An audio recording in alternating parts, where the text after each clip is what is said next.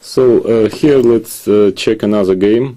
Also, it was a game against Garry Kasparov from Novgorod 1997, and let's investigate the position. Position is very complicated, as it very often happens when you play Garry Kasparov. It's his favorite King's Indian, and we played quite many King's Indians with him.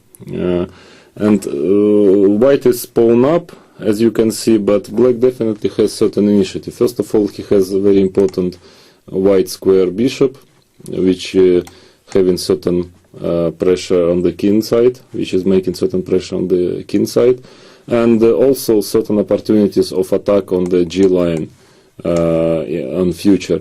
Also, I must say that my bishop on C1 is a little bit out of play for the moment.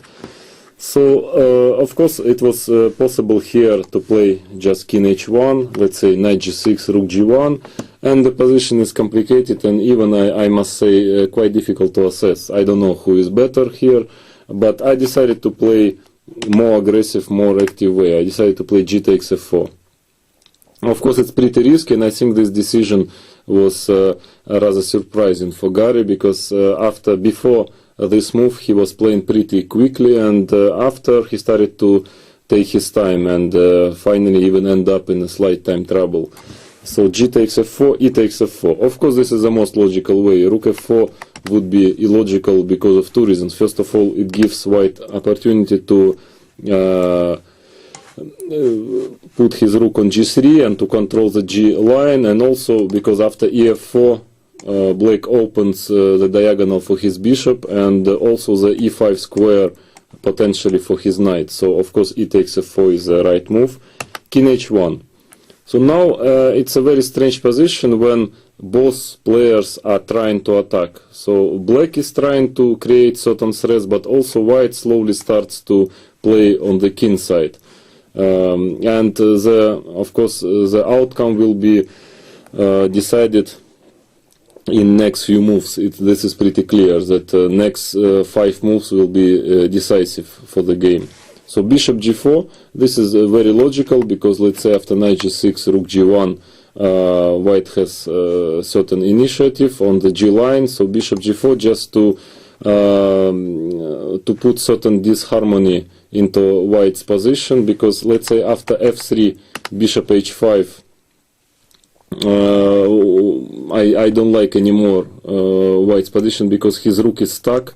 It cannot go to the third rank to g3 or h3. Also knight on d2 is very passive, and black plan is very simple. Knight g6, knight e5, followed by probably queen h3, rook g8, and so on, with a lot of initiative, and I cannot really see what white can do about it. So knight f3, it's a bit scary to put the knight on f3 because there is a pin which is visually a little bit unpleasant, but from other point of view I keep my pieces rather active, and my bishop now starts to play a bit, and in fact as you will see later, it will play a decisive role in the attack.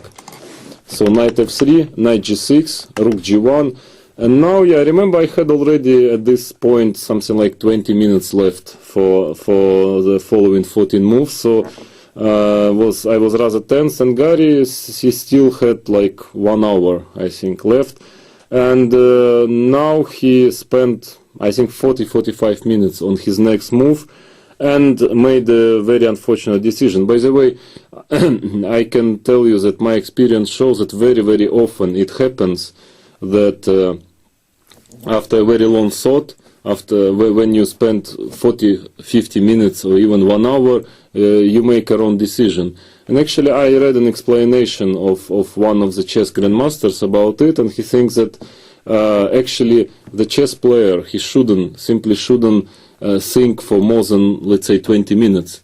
So if he thinks for more than 20 minutes on one move, it means that his head is not working perfectly, and it means that something is wrong, and the probability of a mistake is much higher. I don't know, of course it's a very questionable theory, because sometimes the position is really complicated and you need to spend some time to understand all nuances of it, but my experience shows that quite often this is exactly the case. And at least in this game, the move he played was clearly not the best. Bishop takes f3. I think that this bishop is very, very important, and black should try to keep it by all means.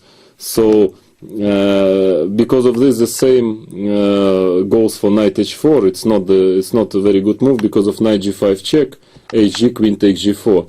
And after exchanging queens, it seems that white is simply pawn up. It will not be so easy to win the game, maybe still, but white has a healthy extra pawn.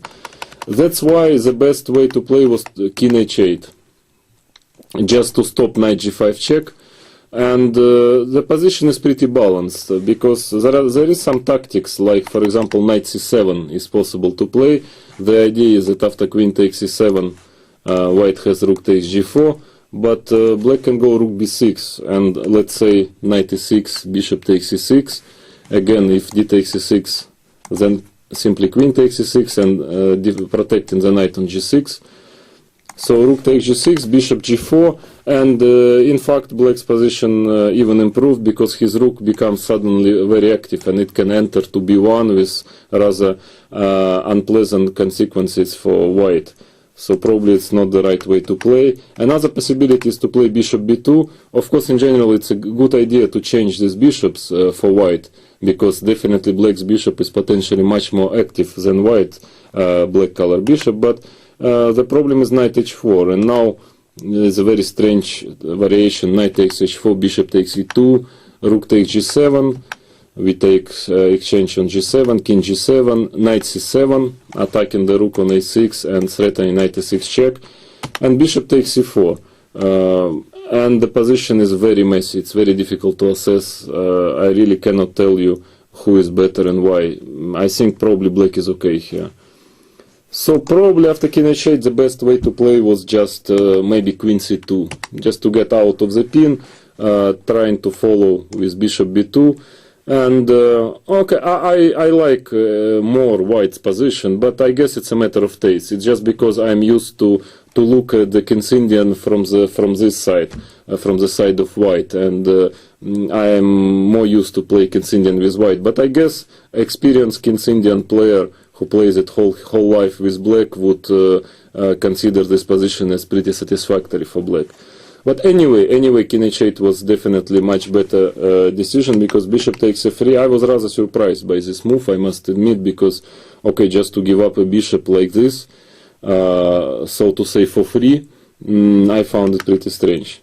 Especially since I don't think there are any tactical reasons to do it. I mean, black doesn't gain any material with it, because after queen takes f3, knight e5, queen h5, black's problem is that he cannot take the pawn on c4 because of queen g6 check, and followed by rook h3 after king g8 or after king h8. And in both variations, rook takes h6 is a threat, and I think white's attack is decisive. So that's why Gary went queen f7. Queen h3. Now it's already me who is trying to organize attack, so that's why I want to keep my queens on the board. Because if I would have changed queen f7, rook f7, black's position would be satisfactory, because there is a problem with c4 pawn. There is no way to protect it, and black would be at least not worse. So queen h3. Now my idea is to play bishop b2, and then probably to eliminate this knight on e5, which is definitely for the moment the best black's piece. So queen h3, knight takes c4. Okay, I don't know what else to advise black. Otherwise, I'm afraid he will just end up pawn down without too much compensation. So knight takes c4. Probably that was the idea of Gary when he was playing bishop takes f3. I guess rook f3, bishop e5. I guess this is a position he was aiming for, and now it seems like everything is perfectly alright for black, because a4 pawn is hanging. It seems that there is no immediate threat for black, and black has excellent bishop on e5. But the problem that white has a very, very strong resource, probably missed by Kasparov, is knight c7. Knight gets to e6, and and this is proves to be decisive, because unfortunately for black queen takes c7 doesn't work because of very nice mate, queen h6, king h6, rook h3 mate. And after knight c7, situation becomes pretty dramatic for black, because rook is hanging on, so rook takes a4, and now bishop takes f4, another already the last and crushing punch into black's position. And now Gary, he took some 5-10 minutes, and instead of continuing the game, he simply resigned, because all variations are losing by force. Black is losing in all variations. Let's say bishop takes f4, knight e6, attacking f8 and f4. So now there are two possibilities. One is to play rook a3, but then white wins like this, rook takes f4, and then queen g7 mate, I guess, the simplest. Or rook g8, but then simply rook takes g8. Now after king g8, rook takes f4, white has mating attack, and the same goes for queen takes g8, queen f5 check, king h8. Okay, queen g6 doesn't help because of knight f8 check, and black loses his queen. So king h8, queen f6 check, king h7, knight f8 check, and black has to give up his queen. Queen takes f8, queen f8, and white wins easily. So that's why Kasparov resigned after bishop takes f4.